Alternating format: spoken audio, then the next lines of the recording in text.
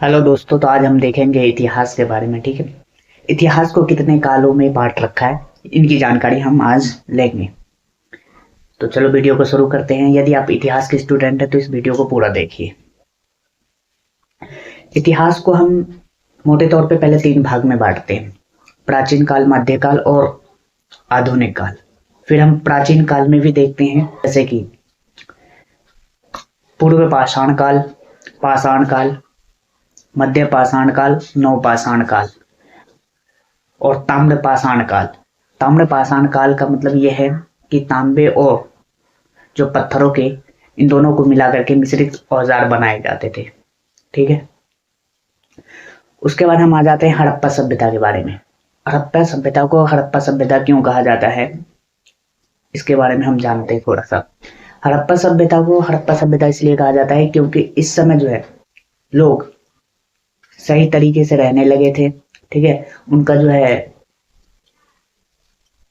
उनके पास लिखित जो है स्रोत थे। ठीक है, उनकी लिपि थी खुद को, और जब किसी भी समाज में उसकी लिपि होती है तो उन्हें सभ्य समाज माना जाता है।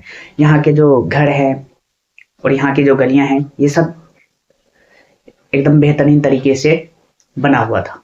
जैसा कि यदि आप दिल्ली में हैं तो आज का सीपी, कनॉट प्लेस और या फिर चंडीगढ़ का जो शहर है, इसको ले लीजिए, बिल्कुल इसी तरह से हड़प्पा सभ्यता बना हुआ था। उसके बाद हम आगे आ जाते हैं तो फिर वैदिक काल का शुरू होता है।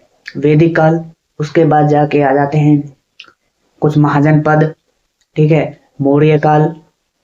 मौर्य काल के बाद फिर छोटे छोटे राजा रहते हैं थोड़े दिन के लिए। उसके बाद फिर जाके आता है गुप्त काल। गुप्त काल के बाद जो है फिर छोटे छोटे राजा रहते हैं, और इस समय राजपूत वंश, ठीक है ना, और दिल्ली सल्तनत, ये आते हैं। ठीक है, इस समय मध्यकाल स्टार्ट हो जाता है। मध्यकाल में फिर जाके मुगल आते हैं दिल्ली सल्तनत के बाद, और 1707 तक चलते हैं।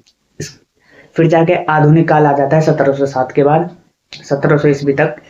उसके बाद जो है अंग्रेज आते हैं भारत में और वह शासन करते हैं आधुनिक काल में।